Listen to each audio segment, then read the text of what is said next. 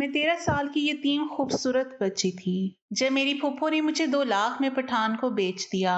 वो हर शाम मेरे साथ मिलाप करता मगर मुझे बहुत दर्द होता क्योंकि वो ऐसी जगह से मेरे पास आता था जहां से गुनाह होता है। फिर एक रात मैंने उसको समझाया कि मेरा नाम मरियम है। मैं उस वक्त बहुत छोटी थी जब मेरे माँ बाप इस दुनिया से चले गए। मेरी आंखों के सामने अंधेरा छा गया था। मैंने कभी सोचा भी नहीं था कि एक दिन मैं यतीम हो जाऊंगी। मेरा कोई सहारा नहीं था। मेरे बाबा के बाद सब कुछ जैसे खत्म हो गया। मैं अपनी फूफो के घर आ गई। उन्होंने मुझे अपने साथ रखा मगर उनका सलूक मेरे साथ माँ जैसा नहीं था। वो मुझसे हर छोटा बड़ा काम करवाती, सुबह सवेरे उठा देती, झाड़ू लगाने से लेकर बर्तन मांजने तक हर काम मेरे ज़िम्मे था। उनके घर में 2 कमरों का मकान था। एक कमरे में वो और फूफा रहते थे और दूसरे कमरे में मैं सोती थी। कभी कभी मुझे खाने के लिए भी डांट पड़ती कि खुद ही खा लिया करो। उन्होंने कभी प्यार से नहीं पूछा कि मैं थक गई हूँ या बीमार हूँ। मैं बस एक नुकरानी बन गई थी जिसके हिस्से में सिर्फ काम आता था। फूफा अक्सर दिन भर घर में रहती थी और शाम के वक्त तैयार होकर सहन में आ बैठती थी। उनके चेहरे पर हमेशा मेकअप और खुशबू होती थी। कभी कभी वो हंसते हुए किसी के आने का इंतजार करती। मुझे उसका कुछ समझ नहीं आता था कि वो किसके लिए तैयार हो रही हैं। फिर एक दिन मैंने देखा कि एक पठान साइकिल पर कालीन बेचने आया है। वो ऊंची आवाज में आवाज़ें लगा रहा था। फूफो ने दरवाजा खोला और उसे अंदर बुला लिया। मैंने हैरत से देखा क्योंकि फूफो आमतौर पर किसी को अंदर नहीं बुलाती थी। वो कालीन वाला बहुत मजबूत जिस्म का मर्द था। उसका नाम दिलशाद था। उसने साइकिल एक तरफ रखी और फूफो से बड़ी नरमी से बात करने लगा। मैंने दूर से देखा तो लगा जैसे उनके बीच पुरानी जान पहचान है। वो हंसी मजाक कर रहे थे। मैं ये मंजर देखकर चौंक गई। दिल में एक अनजाना सा शक पैदा हुआ मगर मैंने कुछ नहीं कहा। दिलशाद हर दूसरे तीसरे दिन आने लगा, कभी कालीन दिखाने के बहाने, कभी चाय पीने के लिए। फूफो जब इससे बात करती तो उनके चेहरे पर एक अजीब सी चमक आ जाती। एक दिन दोपहर के वक्त मैं किचन में बर्तन धो रही थी कि मैंने उन दोनों की आवाजें सुनी। दिलशाद कह रहा था कि तेरे मोहल्ले के चक्कर लगाते लगाते मेरी ये हालत हो गई। तेरी तो शादी भी हो गई और इतने साल भी गुजर गए। मैं तो अब भी तेरे मोहल्ले के चक्कर इसलिए लगाता हूँ कि तुझे एक झलक देख सकूं। अल्लाह गवाह है कि तूने मुझसे आज तक एक भी कालीन नहीं खरीदा। ये सुनकर मेरा दिल कांप गया। फूफो हंसने लगी और कहने लगी, फिर तू क्या चाहता है, क्या करूं मैं? दिलशाद ने कहा कि इतने सालों से तेरी चाहत दिल में लिए फिर रहा हूँ। अब तो भरपाई का वक्त आ गया है। तू कोई अपनी जैसी ढूंढ देना मुझे। फूफो ने हंसते हुए कहा कि नहीं, ऐसा नहीं हो सकता। और दोनों के दरमियान अजीब सी बातें चलती रहीं। मैं दरवाजे के पीछे खड़ी सब कुछ सुन रही थी। दिलशाद ने जाते जाते कहा कि जल्द ही फिर आऊंगा और उसके बाद वो चला गया। फूफो ने दरवाजा बंद किया। उनके चेहरे पर इत्मीनान सा था, जैसे कोई बड़ा काम हो गया हो। मैं खामोश अपने कमरे में आ गई। दिल में खौफ भी था और दुख भी। मैं सोचने लगी कि अगर उन दोनों का कोई चक्कर है तो मेरा यहाँ क्या बनेगा। फूफो तो खुद ऐसी बातों में पड़ी हैं, वो मेरे बारे में क्या सोचेंगी। मैं किसी को बता भी नहीं सकती थी क्योंकि फूफा तो हमेशा मुझ पर ही गुस्सा निकालते थे। वो कहते थे कि तेरे बाबा ने इस घर पे बोझ डाल दिया और खुद इस दुनिया से चला गया। उनके ये अल्फाज मेरे दिल में तीर की तरह चुभते थे। मैं रात भर रोती रही, सोचती रही कि अगर बाबा जिंदा होते तो मैं आज इस तरह जलील जिंदगी ना गुजार रही होती। मैं एक यतीम लड़की थी जिसके लिए दुनिया में ना मोहब्बत थी ना इज्जत थी। और अब लग रहा था कि मेरी फूफो के दिल में मेरे लिए कोई और ही इरादा छुपा हुआ है जिसका इंजाम मेरे हक में अच्छा नहीं होने वाला था। अगले दिन सुबह जब मैं उठी तो फूफो नाश्ते के दौरान बहुत खुश नजर आ रही थी। उनके चेहरे पे वही मुस्कुराहट थी जो मैं कल रात देख चुकी थी। मैंने उनसे पूछा कि आज इतना खुश क्यों हो? वो बोली, कुछ खास नहीं, बस यूं ही दिल खुश है। फिर उन्होंने कहा कि शाम को तैयार रहना, कहीं जाना है। मैंने हैरत से पूछा, कहाँ जाना है? तो वो बोली, तुझे बाद में पता चल जाएगा। मैं खामोश हो गई। दिल में अजीब सा खौफ बैठ गया। शाम हुई तो उन्होंने मुझे साफ कपड़े पहनने को कहा। मैंने अपना पुराना दुपट्टा धोकर पहना। उन्होंने कहा कि इतना मैले कपड़े क्यों पहने हैं, जरा अच्छे से तैयार हो जा। मैंने कहा कि मैं आपकी बात नहीं समझी। कहने लगी कि समझ जाएगी। मेरी फूफो कहने लगी, चलो जरा बाहर चलते हैं। मैंने सोचा शायद किसी के घर जा रही हो, मगर वो मुझे एक पार्क में ले आई। वहां बच्चों का शोर था, सब झूले ले रहे थे, दौड़ रहे थे, कह के लगा रहे थे। फूफो ने मुझसे कहा, जा बेटा तू भी बच्चों के साथ खेल ले। मैं हैरान होकर उनकी तरफ देखने लगी, क्योंकि मेरी खेलने की उम्र तो कब की गुजर चुकी थी। मैं अब एक जवान लड़की थी जिसके कदम जवानी की दहलीज पर पहुंच चुके थे। मैंने आहिस्ता से कहा, फूफो मैं कहाँ खेलूं, मैं तो बड़ी हो गई हूँ। उन्होंने जोर से कहा कि मैं कह रही हूं ना, जा थोड़ा बाहर जाके बैठ जा या झूले ले ले। मैं चुपचाप एक दरख्त के नीचे जाकर बैठ गई। फूफो एक बेंच पर जाकर बैठ गई। थोड़ी देर बाद मैंने देखा कि वही पठान दिलशाद आकर उनके पास बैठ गया। मैं चौंक गई। वो दोनों आहिस्ता आहिस्ता बातें कर रही थी और दोनों बार बार मेरी तरफ देख रहे थे। मैंने नजरें झुका ली, लेकिन दिल में एक अजीब सी बेचैनी बढ़ती जा रही थी। मुझे लगा जैसे वो मेरे बारे में बात कर रहे हों। मैंने अपने हाथों का आपस में जगड़ लिया और दिल ही दिल में दुआ मांगी कि काश मेरा वहम हो। दोनों के चेहरे पर हंसी थी, मगर उनकी नजरों में एक अजीब सा मतलब छुपा हुआ था। कुछ देर बाद फूफो उठी और बोली, चलो मरियम घर चलते हैं। शाम को जब हम वापस आए तो वो बहुत खुश नजर आ रही थी। उनके चेहरे पर चमक थी जैसे कोई बड़ा काम करके आई हो। अगले दिन सुबह वो मोबाइल हाथ में लिए बैठी थी और मुस्कुरा रही थी।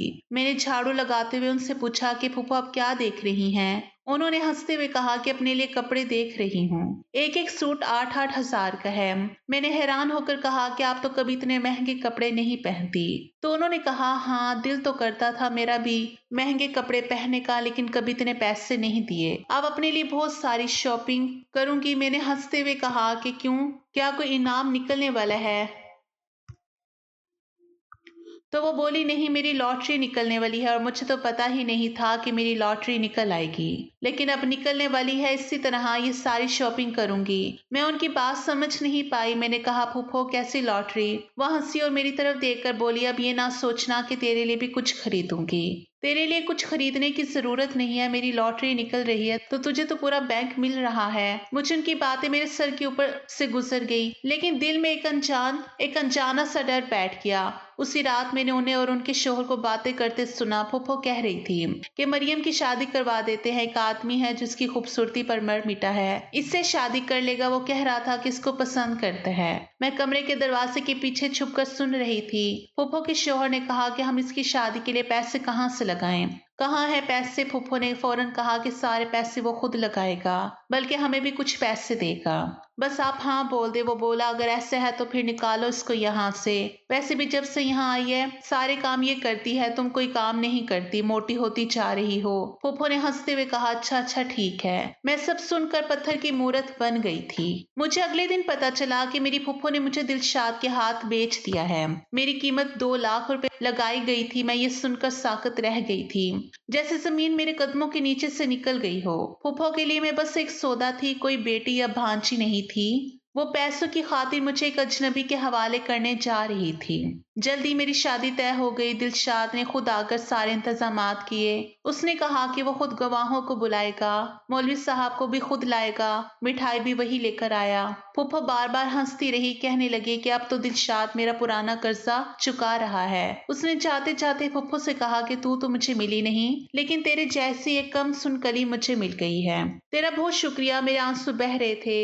मैं कह रही थी कि मैं नहीं जाना चाहती, मैं रुखसत नहीं होना चाहती। मुझे इस आदमी से शादी नहीं करनी, लेकिन मेरी आवाज किसी ने नहीं सुनी। मैंने एहतजाज किया, चीखती रही, चीखी रोई, लेकिन सब ने कहा कि अब कुछ नहीं हो सकता, तुम्हारी शादी हो चुकी है। मैंने सोचा शायद अभी भी कोई मौजज़ा हो जाएगा, मगर कुछ नहीं हुआ। मैं उस दिन अपनी जिंदगी का सबसे बुरा दिन देख रही थी। मैं दिलशाद के घर रुखसत हो रही थी, बगैर अपनी मर्जी के, बगैर किसी खुशी के, जैसे किसी जानवर को बांध कर किसी के हवाले किया जा रहा हो। मेरी आंखों के सामने फूफो और उनके शौहर के चेहरे थे, जिन पर सिर्फ इत्मीनान था, जैसे उन्होंने कोई बहुत फायदे का सौदा कर लिया हो। और मैं मरियम अब उनकी नजर में बस 2 लाख की कीमत वाली चीज बन चुकी थी। तभी वो शॉपिंग करने के लिए सूट पसंद कर रही थी। मुझे बेचकर उन्होंने शॉपिंग करनी थी, यानी अपनी शॉपिंग के लिए उन्होंने जीती जागती लड़की को बेच दिया, उसके ख्वाब, उसके मुस्तकबिल को खराब कर दिया, सिर्फ अपने चंद जोड़ों के लिए। ऐसी औरतें होती हैं, ऐसी फूफो होती हैं। मेरे बाबा जब इस दुनिया से जा रहे थे तो फूफो का हाथ पकड़ के कहा था कि मेरी मरियम का ख्याल रखना, माँ तो मेरी पहले ही इस दुनिया में नहीं थी। उस वक्त वो रो रही थी और कह रही थी कि वो मेरी अपनी बेटी है, फिर भला कोई अपनी औलाद को इस तरह बेच देता है। क्या उसके बाद 5 साल उन्होंने मुझसे घर में काम करवाए, जबकि मेरी उस वक्त काम करने की उम्र भी नहीं थी। और अभी मेरी शादी करवा दी, वो भी इस तरह। शादी की पहली रात ही मैं एक ऐसे घर में थी जो ज़ाहिर आम सा लगता था, लेकिन अंदर से बहुत अलग था। ये घर लोगों से भरा हुआ था, दरवाजे पर रोशनियों की लड़ी लगी हुई थी, हर तरफ खुशबू फैली हुई थी। उसके घर में माँ थी, 2 भाभियाँ थी, बहनें थी, भाई थे, सब हँसते मुस्कुराते फिर रहे थे जैसे कोई बड़ी खुशी का मौका हो। मेरा दिल डर से काँप रहा था, मैंने कभी इतने सारे अजनबी चेहरे एक साथ नहीं देखे थे। सबके चेहरों पर मुस्कुराहट थी, लेकिन मैं जानती थी कि वो किस वजह से खुश हैं। कुछ देर बाद मुझे एक अलग कमरे में ले जाया गया। वो कमरा बहुत ही खूबसूरत था, नरम कालीन बिछे हुए थे, दीवारों पर रंगीन कपड़े लगे हुए थे, फूलों की खुशबू हर तरफ फैली हुई थी। मैं हैरान थी कि खरीदी हुई लड़की के लिए इतनी प्यारी, इतनी इज्जत कैसे हो सकती है। मैं बेड के कोने पर बैठ के दिल में खौफ भी था और हैरत भी। मैं सोच रही थी कि पता नहीं मेरी जिंदगी अब कैसे गुजरने वाली है। रात के खाने के बाद सब लोग हंस बोलकर अपने कमरों में चले गए। घर में खामोशी छा गई। तब दरवाजा आहिस्ता से खुला, दिलशाद अंदर आया। उसके हाथ में एक छोटा सा तोहफा था। उसने आकर नरमी से कहा कि ये तुम्हारे लिए है। मैंने खामोशी से ले लिया। वो मुस्कुरा रहा था। उसने कहा कि अब ये तुम्हारा अपना घर है, यहाँ तुम्हें किसी से डरने की जरूरत नहीं। सब लोग तुम्हारे अपने हैं, सबकी इज्जत करनी है, खिदमत करनी है, मगर एक बात याद रखना, बात सिर्फ मेरी मानी जाएगी। मैंने आहिस्ता से सर झुकाकर हाँ कह दी, क्योंकि मैं जानती थी कि अगर उसकी बात ना मानी तो मेरे साथ कुछ भी हो सकता है। कुछ देर वो खामोश बैठा रहा, फिर आहिस्ता से मेरे करीब आया और मेरे कान में एक ऐसी बात कही जिसे सुनकर मेरा दिल दहल गया। मेरी आंखों के सामने अंधेरा छा गया था। वो बात ऐसी थी जो किसी शरीफ इंसान के मुंह से निकल ही नहीं सकती थी।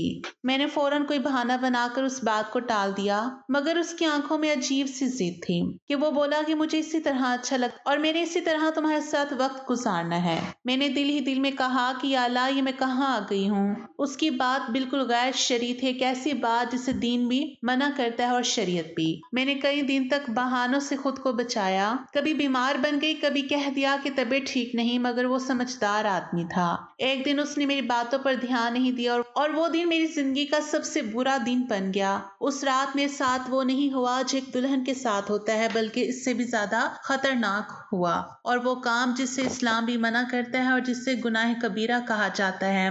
मैं चुप रही, मैं रो भी नहीं सकी। मेरी आवाज गले में दब गई थी।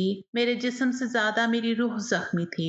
अब ये सब कुछ एक आदत बन गया था। हर दूसरे तीसरे दिन वो यही सब करता था, जैसे उसे इसमें सुकून मिलता हो। मैं बेबस थी, किसी को कुछ नहीं बता सकती थी, क्योंकि बताने वाला कोई था ही नहीं। मेरा अपना कौन था जिससे मैं शिकायत करती। मैं सोचती थी कि शोहर अगर मोहब्बत नहीं दे सकता तो कम से कम इज्जत तो देगा, लेकिन यहाँ तो इज्जत नाम की कोई चीज नहीं थी। वो मुझसे कहता था कि तुम सिर्फ मेरे सुकून के लिए हो। मैं उसके चेहरे पर देखती थी तो वहां सिर्फ खुदगर्जी थी, एहसास नहीं था। एक दिन मैंने उससे फिर मोबाइल पर बात करते सुना। वो बात कर रहा था और मुस्कुरा रहा था। मैंने झांक कर देखा तो फोन के ऊपर लिखा था मेरी जान। मैं चौंक गई। जब मैंने ध्यान से सुना तो वो फूफो की आवाज थी। मैं कांप गई। उसने जब फोन बंद किया तो मैंने हिम्मत करके कहा कि अब तो उनका पीछा छोड़ दो। उसने तेज नजरों से मेरी तरफ देखा और बोला, तू कौन होती है मुझे कहने वाली? वो मेरी पहली मोहब्बत है, मैं उसे कभी नहीं भूल सकता। वो कहने लगा, उसने तुझे मुझे देकर अपनी जान छुड़वाई और थोड़ी कीमत कमाई भी कर ली, मगर मेरे दिल से वो कभी नहीं निकल सकती। मैं पत्थर की तरह जम गई। मेरी आंखों से आंसू बहने लगे। मैंने सोचा कि मैं तो इसकी जिंदगी में सिर्फ एक सौदा हूँ, एक जिस्म हूँ जिससे वो अपनी ख्वाहिश पूरी करता है, मगर दिल के किसी कोने में मेरे लिए कुछ नहीं है। मैंने दिल ही दिल में सोचा कि शायद अल्लाह ही मेरा हाल देख रहा है, शायद कभी मेरी फरियाद सुन ली जाए। लेकिन उस वक्त मैं एक ऐसी कैद में थी जिससे निकलने का कोई रास्ता नहीं था, और हर दिन मेरी जिंदगी का एक नया अजाब लेकर आता था। मेरी हर वक्त तबीयत खराब रहती थी, कभी सर भारी रहता, कभी जिस्म में दर्द होता, कभी बुखार सा लगता, लेकिन घर में किसी को मेरी हालत की परवाह नहीं थी। दिलशाद की माँ ने कहना शुरू कर दिया कि तू तो कह रहा था कि ये लड़की काम काज में बड़ी तेज है, यहाँ पर आएगी तो घर के सारे काम संभालेगी, लेकिन ये तो किसी काम के काबिल नहीं है, इससे तो ठीक से चला भी नहीं जाता। वो कहता था कि काम आपने करवाना है, मेरा काम तो हो जाता है। इतना कह के वो चला जाता था। मैं जब किचन के पास से गुजरती तो वो सब औरतें आपस में बातें करती हुई मुझे देखकर मुस्कुराती, जैसे मैं कोई तमाशा हूँ, और फिर नजरें फेर लेती थी। उस घर की औरतों को देखकर मैं सोचती थी कि लगता है इन सब के के साथ यही मामला था और शायद मेरी किस्मत भी ऐसी ही लिखी गई थी। मैंने कई बार कोशिश की कि किसी से बात कर सकूं, कोई ऐसा मिल जाए जो मेरी बात समझ ले, लेकिन यहाँ पर तो सब अंधे थे। सबको सिर्फ अपनी फिक्र थी। मैं किसी से बात करती तो मुझे ही बुरा बना दिया जाता। कहते कि नई नई आई है, नखरे दिखा रही है, काम से जी चुरा रही है। और जब मैं खामोश रहती तो कहते कि बहुत चालाक है, चुप रहकर सबकी बातें सुनती है। मैंने दिल में सोचा कि शौहर मेरा शायद वो ही मेरा सहारा बने। जब से आई हूँ कोई बुरा रवैया मेरे साथ नहीं किया सिवाय उससे गलत काम के। ना उसने कभी गाली दी, ना ऊंची आवाज में बात की, लेकिन फिर भी मेरे दिल में एक अनजाना खौफ रहता कि ये सुकून कब तक है, कब फिर वो रात आ जाएगी जब मेरी चीखें भी दीवारों में दबकर रह जाएंगी। मैंने एक दिन हिम्मत करके सोचा कि उसको प्यार से समझाने की कोशिश करूं, शायद नरमी से बात करने से वो समझ जाए। मैंने उसके पास जाकर धीरे धीरे बात शुरू की। वो बैठा मेरी बात सुनता रहा। खामोशी से मैंने दिल में उम्मीद बांध ली थी कि शायद आज वो मेरी बात मान जाएगा। लेकिन जब मैं अपनी बात खत्म कर चुकी तो वह हल्का सा मुस्कुराया और बोला, तुम्हारा तो कोई काम ही नहीं है, इस मामले में बोलने का तुम्हारा काम है। मेरी बात मानना शोहर का काम होता है। बीवी की बात मान लो और तुम मुझे बैठकर लेक्चर दे रही हो, तफसीलें सुना रही हो। मैं तुम्हारी कोई बात नहीं मानूंगा। मैंने कहा, तो फिर इस तरह तो मैं बीमार ही रहूंगी और आके भी किसी काम की नहीं रहूंगी। वो कहने लगा, मर तो नहीं जाओगी ना, बस जो होता है होने दो। मैं बहुत परेशान थी। मैं दिन रात रोती थी, रात को जाग जाग कर आंसू बहाती थी। मुझे लगता जैसे मेरा वजूद ही खत्म हो गया है। एक दिन मैंने कहा कि मुझे मेरी फूफो से मिलवाने ले जाओ, मुझे उनसे बात करनी है, शायद वो कोई हल बता सके। तो उसने कहा कि जितनी मोहब्बत है तुम्हें उससे वो तो मैं भी जानता हूँ, लेकिन चलो ले जाता हूँ। मैंने सोचा था कि फूफो से ही जाके बात करूं, क्योंकि फिर और किससे बात करती। वही तो थी जिन पर मुझे कुछ भरोसा था। जब हम फूफो के घर पहुंचे तो वो मुझसे ऐसी मिली जैसे बड़ी खुश हुई, जैसे कोई मेहमान आया हो। चाय पानी पूछा, हंसी मजाक किया। लेकिन जब मैंने बातों बातों में अपने मसले के बारे में बात की तो वो जोर से हंसने लगी और कहने लगी कि अच्छा ऐसा होता है। मैंने कहा, आप हंसे नहीं, मैं बहुत बड़ी मुसीबत में हूँ, मुझे बहुत तकलीफ होती है, बीमार रहती हूँ, अब तो खाना भी ठीक से नहीं खाया जाता। तो उन्होंने कहा कि भाई ये तो तुम्हारा और तुम्हारे शौहर का मामला है, मैं बीच में क्या बोल सकती हूँ। मैंने कहा कि शादी तो आपने करवाई है, आपने ही दिलशाद से रिश्ता करवाया था, आप उसको थोड़ा सा समझाएं। वैसे भी शादी के बाद ही आप दोनों की बातें चलती रहती हैं, आपके फोन पर घंटों बात होती है। वो कहने लगी कि अच्छा ये भी पता है तुम्हें, यहाँ तो बातें तो चलेंगी हमारी, अगर तुम्हारे अंदर इतना दम है तो अपने शोहर को खुद मना कर लो। मैंने कहा कि मैंने बहुत कोशिश की है लेकिन वो सुनता ही नहीं। मुझे लगता है जैसे मैं कैद में हूँ। तो वो कहने लगी कि हर घर में ऐसी बातें होती रहती हैं, औरत को बर्दाश्त करना ही पड़ता है। मुझे गुस्सा तो बहुत आ रहा था, दिल चाहा कि वही रो दूं, चिल्लाऊं कि आपने मेरी जिंदगी तबाह कर दी। लेकिन मैंने खुद को जब्त किया और फिर से कहा कि आप उनसे बात करें, उनको थोड़ा सा समझाए। उसने कहा कि ठीक है समझाऊंगी, मगर मुझे पता था कि वो झूठ बोल रही थी, क्योंकि कोई फर्क नहीं पड़ा था। दिलशाद वैसे ही था, बल्कि अब तो वो और ज्यादा बेरहम होता जा रहा था। अब कौन था ऐसा जिससे मैं बात कर सकती थी? सब रास्ते बंद हो चुके थे, बस एक ही रास्ता बचा था, खामोशी का, और मैंने वही इख्तियार कर लिया था। मेरा दिन घर के कामों में गुजरता था। सुबह आंख खुलते ही झाड़ू पोंछा बर्तन कपड़े सब कुछ मेरे जिम्मा होता था। मैं सारे दिन उसकी माँ की बातें सुनती रहती थी। कभी वो अपने दुख सुनाती, कभी बहुओं की बुराइयां करती, और मैं बस हाँ में हाँ मिलाती रहती थी, क्योंकि अगर कोई बात गलती से भी उनके खिलाफ निकल जाती तो सारा घर मेरे सर पे आ जाता था। वो बहनें भी आकर मुझसे ऐसे बर्ताव करती थी जैसे मैं कोई नौकर हूँ। वो कहती कि ये लड़की तो काम ही नहीं करती, सारा दिन हाथ पे हाथ धरे बैठी रहती है। और उनकी माँ कहती कि पता नहीं कि मेरा बेटा किस आफत को घर ले आया है। रात होती तो मेरे लिए वही अजाब लेकर आता था, वही जुल्म, वही अजियत, वही नापाक काम जो ना दीन इजाजत देता है ना इंसानियत में बर्दाश्त कर सकती थी। मेरे जिस्म का एक हिस्सा जैसे चूर चूर हो चुका था। दर्द की दवाइयां ऐसे खाती थी जैसे कोई टाफिया खाता है, कभी सर दर्द की गोली, कभी जिस्म के दर्द की, लेकिन फिर भी कोई फर्क नहीं पड़ रहा था। मैं दिन ब दिन कमजोर होती जा रही थी। मेरी आंखों के नीचे सियाह हल्के पड़ गए थे, मगर किसी ने कभी ये नहीं पूछा कि मैं ठीक हूँ या नहीं। एक दिन हमारे घर मेहमानों के आने की खबर मिली। सुबह से ही घर में हलचल मच गई। सब लोग ऐसे तैयारियों में लगे हुए थे जैसे कोई बादशाह आने वाला हो। हर कमरा साफ किया जा रहा था, बर्तन चमकाए जा रहे थे, कपड़े इस्त्री हो रहे थे, और खाने पीने की इतनी तैयारियां हो रही थी कि मैं हैरान हो गई। मैंने सोचा कि आखिर ऐसा कौन सा मेहमान है जिसके लिए इतना एहतमाम हो रहा है। जब मैंने अपनी सास से पूछा तो वो बोली कि तुम्हारे शोहर का चचा आ रहा है, ये वही बंदा है जिसका पूरे खानदान में बहुत रौब है। तुम्हारा शोहर भी सिर्फ उसी से डरता है, उसकी हर बात खुर आखिर होती है। मैंने सुना तो ज्यादा सोच में नहीं पड़ी, बस दिल में कहा कि शायद यही लोग हैं जो अपने रौब से दूसरों को सीधा रखते हैं। जब वो आए तो घर का माहौल ही बदल गया, सब लोग उनके आगे पीछे थे। उनके आने पर हर कोई खुश था। मैंने भी पर्दा करके उनको सलाम किया। उन्होंने मेरी तरफ देखा तो उनकी नजरें बड़ी नरमी वाली थी। वो बहुत पढ़े लिखे और समझदार इंसान लग रहे थे। उनकी बीवी भी साथ ही, उनके चेहरे पर सुकून था, वकार था। जब उनकी बीवी ने मुझसे बात की तो इतनी मोहब्बत से मिली जैसे बरसों से जानती हो। वो बार बार कहती कि तुम बहुत शरीफ लग रही हो, बहुत सादा मिजाज हो, अल्लाह तुम्हें खुश रखे। फिर चचा जी ने दिलशाद की तरफ देखकर कहा कि सुना है तुमने इस लड़की को खरीदा है, ये बात ठीक है? तो दिलशाद ने बड़ी बेफिक्री से कहा ये तो वैसे भी होता है। उन्होंने फौरन कहा कि अब कहाँ होता है, अब कौन से जमाने में ये रिवाज रह गए हैं। तुम ऐसा नहीं करना चाहिए था, किसी की बेटी को यूं खरीदना कोई अच्छी बात नहीं है। तुम्हें अपने गुनाहों का एहसास होना चाहिए। उनके लहजे में सख्ती भी थी और दुख भी। मुझे पहली बार लगा शायद कोई है जो सच बोल रहा है। उनकी बातों और उनकी शख्सियत को देखकर मेरे दिल में कास जागी, जैसे शायद वो मेरी मदद कर सके। मैं दिल ही दिल में सोचने लगी कि अगर कभी मौका मिला तो मैं इनसे जरूर बात करूंगी। लेकिन फिर दिल में ये भी ख्याल आया कि ये तो मर्द है, मैं इनसे कैसे अपनी ये शर्म वाली बात करूं।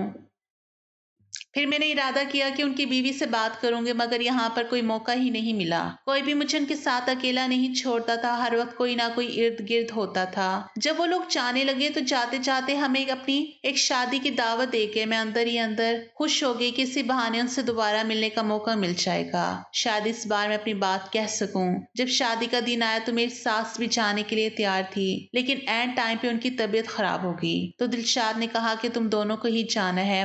मैं दिल में डर रही थी, लेकिन साथ ये खुशी भी थी कि शायद आज मेरा दर्द किसी के सामने आ जाए। चाचा जी के घर पहुंचकर जब मैं उनकी बीवी से मिली तो वो पहले से ही मेरा इंतजार कर रही थी। उनके चेहरे पर एक अजीब सी संजीदगी थी, जैसे वो कुछ जानती हो। उन्होंने नरमी से मेरा हाथ पकड़ा और बोली, बेटा तुम बड़ी परेशान और डरी हुई लग रही हो। ये लोग कुछ अच्छे नहीं है, मैं इन सबको अच्छी तरह जानती हूँ। कोई मसला है तो मुझे बताओ, मैं तुम्हारी अपनी माँ जैसी हूँ। मैंने उनकी बात सुनी तो जब्त ना कर सकी, मेरी आंखों से आंसू बहने लगे और मैं सिसक सिसक कर रोने लगी। वो समझ गई कि कोई बड़ी मुसीबत है। उन्होंने मुझे अपने गले से लगा लिया, मेरे सर पर हाथ फेरते हुए कहा कि डरना मत, मुझे सब बताओ। मैंने हिचकिचाते हुए सब कुछ बता दिया, शुरू से लेकर आखिर तक कि किस तरह मेरी फूफो ने पैसों की लालच में मेरा रिश्ता किया, किस तरह दिलशाद को उनके साथ ताल्लुक है और मेरे साथ कमरे में क्या करता है। वो सुनती गई, उनके चेहरे का रंग बदलता गया। फिर अचानक उन्होंने अपने कानों को हाथ लगाया और बोली, अस्तगफिरुल्लाह, ऐसा इंसान तो हमारे पूरे खानदान में कभी पैदा नहीं हुआ। ये किस राह पे निकल गया, तुम फिक्र ना करो, इसकी ऐसी क्लास लगाएंगे कि ये बिल्कुल तीर की तरह सीधा हो जाएगा। मैंने डरते हुए कहा कि अगर उसे पता चल गया मैंने शिकायत लगाई है तो वो मुझे मार डालेगा। वो कहने लगी कि तुम फिक्र मत करो, अगर उसने दोबारा तुम पर कोई जोर जबरदस्ती की या हाथ उठाने की कोशिश की तो इसके साथ और भी बुरा होगा। तुम बस हिम्मत रखो, मैं अपने शोहर को सब कुछ बताऊंगी और वो दिलशाद को समझाएगा तुम अब अकेली नहीं हो, मैं तुम्हारे साथ हूँ। उनके ये अल्फाज मेरे दिल के अंदर उम्मीद की रोशनी बन गए। मुझे लगा जैसे बरसों के बाद पहली बार किसी ने मेरा दुख सुना है, किसी ने मेरी तकलीफ को महसूस किया है। मैंने उनके कदमों में सर रख दिया और पहली बार सुकून की एक सांस ली। एक दिन मेरे सामने ही दिलशाद को उसके चचा का फोन आया। उसके चेहरे पर अचानक एक संजीदगी छा गई। मैंने सुना कि चचा कह रहे थे, जरा घर आओ, तुमसे जरूरी बात करनी है। दिलशाद ने सर हिलाकर कहा, जी आता हूँ, और फोन बंद कर दिया। मेरा ये दिल एकदम जोर जोर से धड़कने लगा।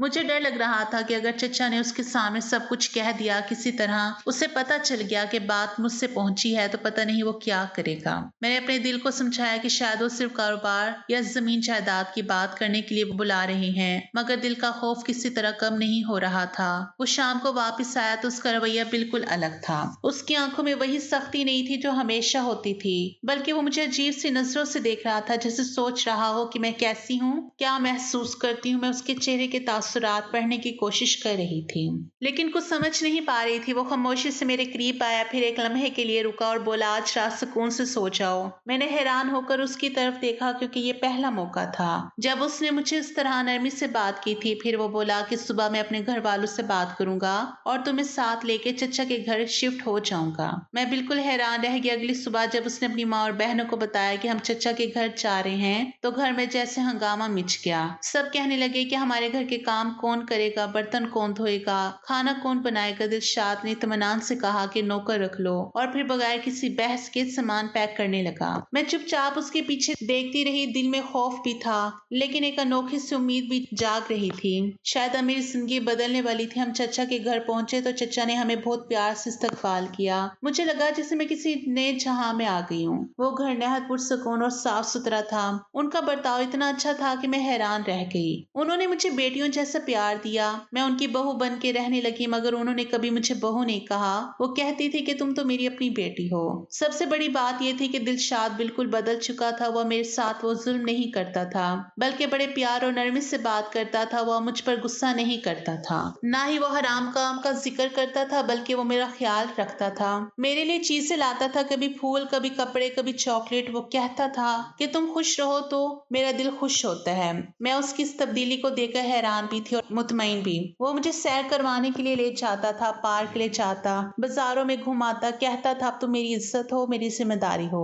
एक दिन मैंने हिम्मत करके चाची से पूछा कि ये सब कैसे हो गया। सिर्फ चचा के समझाने से वो एकदम इतना बदल गया। वो मुस्कुराई और बोली नहीं, ऐसी बात नहीं है, उसके पीछे एक बड़ी वजह है। फिर उन्होंने आहिस्ता आहिस्ता बता दिया कि दिलशाद की फैमिली किराए के मकान में रहती है। उनके पास ना अपना घर है, ना कोई जमीन, ना कोई दुकान, ना जायदाद। तुम्हारे चचा के पास बहुत कुछ है। ये घर भी उनका है, दुकानें भी उनकी है, जमीनें भी उनकी हैं।